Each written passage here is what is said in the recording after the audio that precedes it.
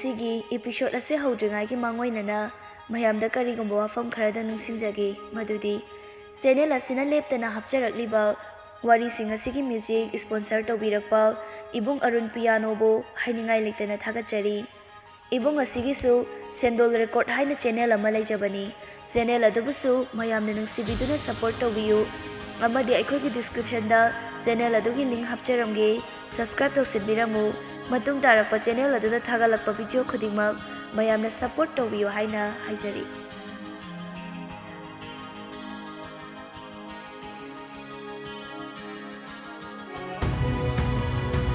ta aigi nuksibadi na khagtane adubu ibanigi laimaktani dongdam mamana thungawaina tamlam ai da bu yamna nuksiye mayam nuksiye adubu ai budi warau binuko ai bu thamoi singna nuksirabadi nang aina ai basi yadaba tawnuko Sona phaklang marumda leptuna wari singdu tarami Sona mapidu taithoaga karimta tawdaba saraga changlai ai chetlake bai ngai ko coffee se thakise ai imana ngai ramani ye chetlake ado nam kemta khanjangano ko takhelai haifeno amaga Sona kaptuna wari singdu chithadana lirakli mangalna adudi takhelai ga khangnai haba nupa adudi kamai tawi Sona kapna takhelai laikhidabaki paudu hek tabaga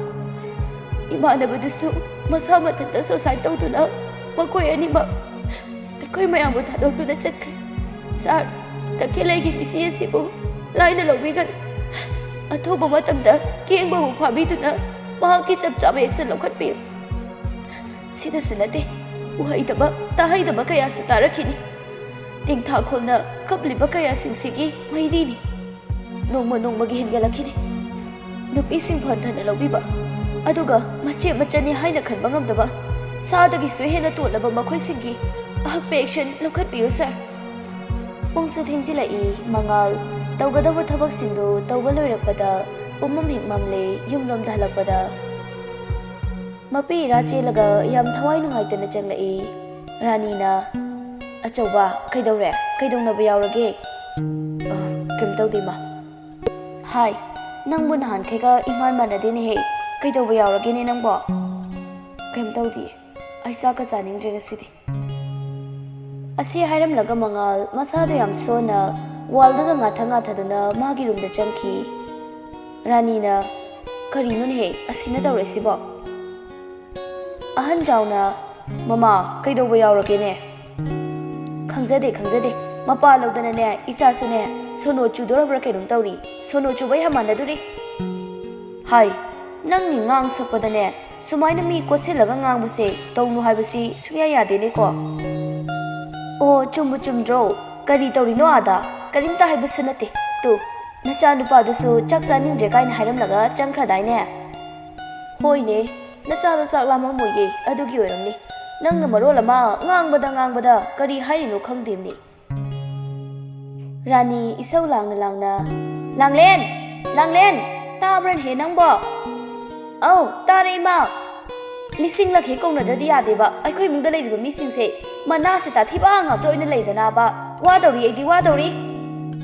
onthok pani da mama nangi sausidi chakaloina pukthangale da tawrise langlen phone do nam do na tholai hai chak saba si phawbadi phone do ngai hak pathan ba yai dana ayuk tagi namita ba phawba phone khara leiradi ne yararoi ni namitu ba noi ba taw ima yam jening di ko noina tawriba do as kaino chak charamda sida isau mayam siba papa nanga khanari ro ranina o ngangra maksune chak saga doriba chak to adum charo yare as pele akhoi ma sin marol ama ahan jauna macha tumbiya chatho oi papa ado akhoi ta mola khradai ranina o chaningdre kona lamaga maina chajarasani mangal sauningbana masado fathau haiba yadri yam phingna liklai da kol tawrai liklai na Hello, da.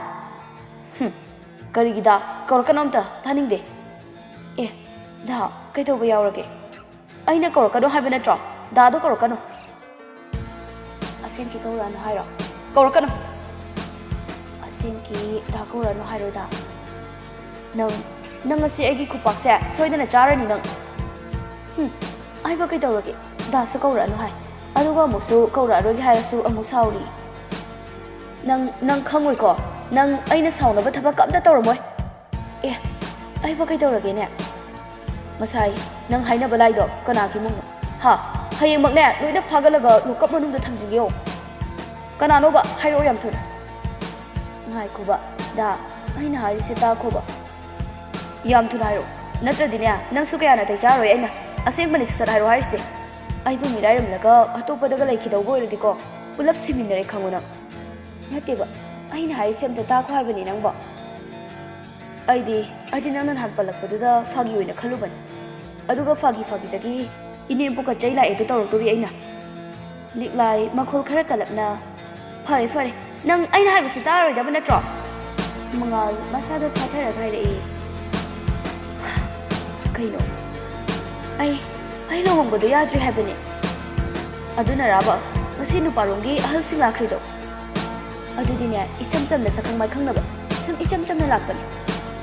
Yare, Lupadu number dog, Yam to the pillow, Kayam Lingana, I am a Joss on the lady said, Karina no geba. Da, Nanga Honabido, Taunuko, Yam Limbaneba. Oh, Nang the Karamkan the Kanariba, ha, Nang Kampan Kanarinoba, Yam Limbanicana. Nang say so lanico, Yam to the number of pillow. Us, I did pay he. Karigi Pemba, ha, I know say, Mania, box it out of it. Other with Tabosindo, Tatopia the Badagi, I love one of the Baneba. Tingner Madibaco, Noi, Nina, they dig a jar the Bani. Liglina, da, Nang Mohana Salvador, Fatan Kohibani. Ni Machaduga, Sweden and Kanabatara Heba. Ish, Michanga Sambito in a. Hi. Nang asengba ibani pawi teacher na phawna ba phangdre na nang atopa da karan toraba na traba fai nupa da nungai ni ba likla yam tapna as ai de kamai tawnya yam thina saukhre ba mangal makhol do khara kalapna hoji phabu tharak chi bona as thakraba ne yare ai mukol tor kiduni thame asi haram laga mangal phone do fatkak thali aduga likline na tharakliba Rabi number du da mo call tawrai somdana rani ahanjau machanu padu gi thongjin marumda paktharaga machana ngasai dagi law khong tawriba du tari bani ahanjau na hai mama kana de law kumase ngai khone moi pabunga langnari se karigino do tahobuna phatro thida angau bisidi napcha daba pakhang le sabi gi wari se ta khis hairi ro onthon thokpa mama nang na tawrak pasidiba kanade la ukum lasi hoi masune ma to ko main law na hawasani tum nurasla Rabi yam tapna hello mangal yam sauna somse yam libi bagi wani ne ha ai mai chaw saw no leibi baka se karimta khangda bagi wani ne kaino ta pilisibo ai gyani na mata ta bangamje nang tara khiroiba nasana lale khangjarabina nang khangla khiroiba kanaro ko nang na khalibido ai hilinga sidadi oithoktabani Rabina onthokpanida nang bo aina changai na guli chaw haibudu chadabro amuk layeng bagi phibam da leiradi ai gi damuk law mangal Rabi gi wahai da hene I ka ba haibudu oikre nang henjina mi siktre ha nang napunsi supa kisamjal da hawai kangtak charaga len ga habra se gyan se amuk ta nangi mi kari kawi din singwa ngamlibra mangal yam sauna nonsense nang second khara da lusin bangam ba mine se nang kaur male aina call tawai sigi maram de nang khanglaba ai khoina leinari ba mari se kaina baya banate ne masida ai gi su sawraba daita le kari sune henjina khanbirun mangal na nang ai kanano haiba khangbi drama le ne call tawrai bai sama inspector mangal Ravina wakale na kanjin bikinu hairaga ai blood ta I karakadori ko so ina simina ni sengasi Rabina kay haiba Mangalna yare aine angabu isakon jinaduna wari sanaba lende ai makha taba pam ai athoba matamda nanggo na pam ai address du khala aduga thara nang laktabadi sire khanguna Mangal yam sauna phone du kakre Rabina Korinu mana hairamidu Mamai makoka amata samnadre tawrisi Hausikiduna mu karamba patient orejan Somdana Mangal yam sauna Sala mi ushtaba khangidana Mangal amu liklaida call tawrai Da Oi nang sing hairo nupa du nanga kayam kuiragi khangnaba Da kaina nang haidubo nongbata wari sanajadriko aduga aibu haigatana usilakdrisina kaiginoba nang aigi maramda kay hajiluge nonsense mi ushtaba Da ai kemta haide haibani ai hayne nang lawba lakani aduga nupa aduga ne wacham thonagidabani hoy ba ado funa jaina badi yawnuko karige mi usilaktradi haigatliba mangaksamdo sudaba thabani aduda hairakpa yaroi khangaba liklai tasingna mangal yam thina sauri haiba masana su khangjai saukradi phathaba ngamdabani haiba aduna mabu asabu phathanaba haiduna kesinaraga kawrai da kaino da sawarno haiba Mangal liklai ni yam nungsina themakpaduda sauba ngamdre thoi ayam pakhale Da kaiginoba nangno ibu matik sadrena aibu mirairam gadoba male aduma haiganase aise nangini ai luhongbado yadri yeda thoi maga ega khallo haradi kana khangane aigidi dalai sidi aina kana amu khankidawrige o aigi thamodine mapu pancha khrabado nangna munduna pubi khrabado Mangal na fet tawraga aise yamdi sauningambane ba khangbra ado nangi khonjal sitaraga hekta saubase mangkhiba nupagi thamoise ahumra pamtharbini ase chumba jani se da tumna batawrase nungsu yakshin khreba phare adudi thoi fajana tumno ko asamna namituma sohokre ayuk angan bani Mangal nganna hogatuna mapanda walk out tawri Langlen imong dagi mabunggi breakfast tu puthorei tamo sida leirise table tu thana mo yare adu tamo ngasi nganta na hogolaga exercise ka tawmi se kai lege ba exercise tawbasisu maram hai khwairo adogi wa natida nahan gai nong mata tawdaga ngasi tawrambaduda haibani kadawrage hai nang sude tum lai disaru nasaga do sajen tawbu yadro Khoi tanjai kona dum tawjarage ba nang taw haibase kainon tawram daw male hekta nang adai ne mahum da humjalani chalo yare changkhoso o changjarage asi hairamaga langlen imong da jangkhre tawri siongni imag hek chakmanaradana ba ngang dogi dum tawraga laibani machinse tanjadu da Newton call tawrai Mangalna hello Newton koi lere bai ai de hojik taw gota ngari nangi miss call lerme pedo ba yarage aine nanga thaba amta chamina rusen ha gi tawban ya hekta yo kai gino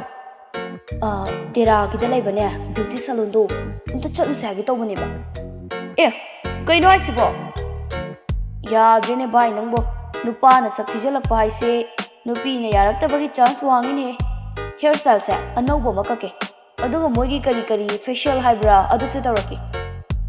hoi nangi nupi lai maktada kanamu yengki haino ha thirasu nangoda dum lep tawlai redubo berani da bai adui nupi do mamittaga ahenba khara fajaba ama ukibadane ai dum langthoga chatkidaba nupi ni mamit yam khaba chalo hai high school dagi nanga khangnare aduga masune jealous karin pakti yamna khangdreda kuina khangnarapagini aina harido aina handang marakne thabakna yadabagi khara inthi nungaina pau phaunadabasitane ma nungairebe yamna hera adugi bu hena khanjilunu kaino hera horen puslau kaino ma masana sudum yadaw leradubo ma khose ꯆꯦꯟꯕꯒꯤꯁꯤꯅ ꯀꯣꯟꯅ ꯈꯟꯅꯔꯁꯦ ꯑꯗꯣ ꯑꯩ ꯂꯥꯛꯅꯕ ꯇꯧꯔꯒꯦꯀꯣ ꯍꯣꯏ ꯕꯥꯏ ꯅꯨꯡꯁꯤ ꯂꯥꯏꯖꯒꯤ ꯆꯥꯛ ꯄꯤꯖꯅꯕ ꯇꯧꯔꯝꯃꯤ 이베마 세 짝사나가 ꯇꯧꯁꯤ ꯂꯥꯏꯖ ꯃꯃꯤꯠꯇꯨꯅ ꯅꯨꯡꯁꯤꯗ ꯌꯦꯡꯂꯒ ꯅꯪ ꯀꯅꯥꯅꯣ ꯑꯩꯅꯦ ꯅꯪꯒꯤ ꯕꯨꯕꯣꯛꯅꯤꯅꯦꯍꯦ ꯑꯩꯕꯨ ꯈꯪꯗ꯭ꯔꯕꯣ ꯂꯥꯏꯖ ꯅꯣꯛꯐꯦꯠ ꯇꯧꯔꯒ ꯑꯩꯒꯤ ꯕꯨꯕꯣꯛ ꯁꯦ ꯕꯨꯕꯣꯛ ꯆꯥꯛ ꯏꯜꯂꯛꯀꯦꯀꯣ ꯂꯥꯏꯖ ꯃꯀꯣꯛꯇꯨ ꯅꯣꯝꯃꯤ ꯅꯨꯡꯁꯤꯅ ꯑꯗꯨꯅꯤꯗꯅ ꯃꯔꯝ ꯃꯣꯛꯏ ꯏꯁꯨꯗꯤ ꯇꯟꯖꯥꯗꯨꯗ ꯗꯥꯛꯇꯔ ꯔꯕꯤꯁꯨ ꯔꯨꯝꯗꯨꯗ ꯆꯪꯂꯛꯑꯝꯃꯤ ꯅꯨꯡꯁꯤꯅ 이봉호 ꯗꯣꯛꯇꯔꯁꯨ ꯌꯧꯔꯛꯑꯦꯗꯅ 이복 ꯑꯗꯣ ꯉꯁꯤꯗꯤ ꯌꯥꯝ ꯅꯨꯡꯉꯥꯏꯅ ꯂꯩꯕꯤꯔꯝꯃꯤꯗ 이복 ꯍꯣꯏꯁꯨ 이봉호 ꯗꯣꯛꯇꯔꯅꯅꯦ 이수시ꯕꯨ ꯐꯖꯅ ꯂꯥꯌꯦꯡꯕꯤꯗꯨꯅ ꯍꯧꯖꯤꯛꯇꯤ ꯌꯥꯝ ꯐꯒꯠꯂꯦꯅꯦꯍꯦ ꯍꯥꯏꯅ ꯇꯥꯟꯅꯕꯁꯨ ꯈꯔ ꯌꯥꯔꯛꯑꯦ ꯁꯤꯗꯒꯤꯗꯤ ꯐꯔꯛꯑꯗꯕꯅꯤ 이복ꯅꯁꯨ ꯂꯥꯏꯖꯕꯨ ꯀꯨꯞꯅ ꯌꯦꯡꯁꯤꯟꯕꯤꯒꯗꯕꯅꯤ ꯃꯇꯝ ꯆꯨꯞꯄꯗ ꯌꯥꯔꯤꯃꯈꯩ ꯃꯍꯥꯛꯀ ꯋꯥꯔꯤ ꯁꯥꯟꯅꯅꯕ ꯇꯧꯕꯤꯒꯗꯕꯅꯤꯀꯣ ꯅꯨꯡꯁꯤ ꯃꯄꯤꯔꯥ ꯆꯦꯜꯂꯒ ꯐꯒꯅꯤ ꯗꯣꯛꯇꯔ ꯂꯥꯏꯖ ꯗꯥꯛꯇꯔ ꯔꯕꯤꯗ ꯌꯥꯝ ꯍꯔꯥꯎꯅ ꯌꯦꯡꯗꯨꯅ ꯂꯩ ꯗꯥꯛꯇꯔ ꯔꯕꯤ ꯃꯈꯨꯠꯇꯨꯅ ꯂꯥꯏꯖꯒꯤ ꯃꯀꯣꯛꯇꯨ ꯄꯥꯏꯔꯒ ꯅꯥꯟꯕꯤꯔꯛꯏ ꯌꯥꯝ ꯃꯔꯝ ꯃꯣꯛꯏ ꯅꯪ ꯍꯤꯗꯥꯛ ꯒꯨꯂꯤꯁꯤꯡꯁꯦ ꯅꯪ ꯆꯥꯡ ꯅꯥꯏꯅ ꯆꯥꯒꯗꯕꯅꯤꯀꯣ ꯂꯥꯏꯖꯅ ꯗꯥꯛꯇꯔ ꯔꯕꯤ ꯅꯨꯡꯁꯤꯗ ꯑꯣꯟꯖꯜꯂꯒ ꯑꯕꯣꯛ ꯑꯩꯅ ꯉꯁꯤ ꯏꯖꯔꯝꯃꯤꯕ ꯒꯨꯂꯤꯁꯤꯡꯁꯦ ꯍꯣꯔꯦꯟꯗꯒꯤ ꯍꯦꯛꯇ ꯄꯤꯖꯕ ꯍꯧꯕꯤꯔꯣ ꯆꯥꯡ ꯅꯥꯏꯅ ꯒꯨꯂꯤꯁꯤꯡꯁꯦ ꯄꯤꯖꯕꯤꯌꯨꯀꯣ 이봉호 ꯗꯣꯛꯇꯔ ꯋꯥꯐꯝ ꯑꯃꯇ ꯍꯦꯛꯇ ꯇꯥꯛꯄꯤꯌꯨ 이복 이수시ꯕꯨ ꯍꯧꯖꯤꯛ ꯐꯥꯎꯕ ꯅꯤꯡꯁꯤꯡꯕ ꯉꯝꯗ꯭ꯔꯤꯁꯤꯕꯨ ꯑꯃꯨꯛ ꯍꯟꯅ ꯅꯤꯡꯁꯤꯡꯕ ꯉꯝꯂꯔꯣꯏꯗꯕ꯭ꯔꯥ 이복 ꯀꯩꯗꯧꯕꯒꯤ ꯅꯤꯡꯁꯤꯡꯂꯛꯑꯣꯏꯗꯣꯏꯅꯣ ꯑꯗꯨꯝ ꯇꯞꯅ ꯅꯤꯡꯁꯤꯡꯂꯛꯀꯅꯤ ꯑꯩꯅꯁꯨ ꯃꯇꯝꯒꯤ ꯑꯣꯏꯕ ꯍꯤꯗꯥꯛ ꯒꯨꯂꯤꯁꯤꯡ ꯑꯗꯨꯝ ꯏꯔꯛꯀꯅꯤ ꯑꯗꯨꯒꯤꯗꯤ ꯍꯦꯟꯅ ꯂꯧꯁꯤꯟꯕꯤꯔꯨꯅꯨ 이복 ꯌꯥꯝ ꯅꯨꯡꯉꯥꯏꯖꯔꯦ 이봉호 ꯗꯣꯛꯇꯔꯅꯅꯦ 이수 ꯑꯁꯤꯕꯨ ꯑꯅꯧꯕ ꯃꯄꯣꯛ ꯑꯃ ꯄꯣꯛꯄꯤꯔꯦ 이복 ꯍꯦꯟꯅ ꯈꯟꯖꯤꯟꯕꯤꯔꯨꯅꯨꯁꯦ ꯀꯔꯤꯒꯨꯝꯕ ꯂꯥꯏꯖꯒꯤ ꯃꯁꯥꯁꯦ ꯅꯨꯡꯉꯥꯏꯇꯕ ꯂꯩꯔꯛꯂꯗꯤ ꯈꯨꯗꯛꯇ ꯍꯦꯛꯇ ꯍꯥꯏꯕꯤꯔꯛꯀꯗꯕꯅꯤꯀꯣ ꯍꯣꯏ 이봉호 ꯗꯣꯛꯇꯔ ꯗꯥꯛꯇꯔ ꯔꯕꯤ ꯑꯇꯩ ꯄꯦꯁꯦꯟꯁꯤꯡꯗꯨ ꯔꯥꯎꯟ ꯆꯦꯛ ꯇꯧꯕ ꯂꯣꯏꯔꯦ ꯔꯥꯎꯟ ꯆꯦꯛ ꯇꯧꯕ ꯂꯣꯏꯔꯗꯨꯅ ꯃꯍꯥꯛꯀꯤ ꯔꯨꯝꯗ ꯆꯪꯂꯛꯏ ꯑꯗꯨꯒ ꯃꯍꯥꯛꯀꯤ ꯐꯣꯟꯗꯒꯤ ꯀꯣꯜ ꯑꯃ ꯂꯥꯛꯑꯝꯃꯤ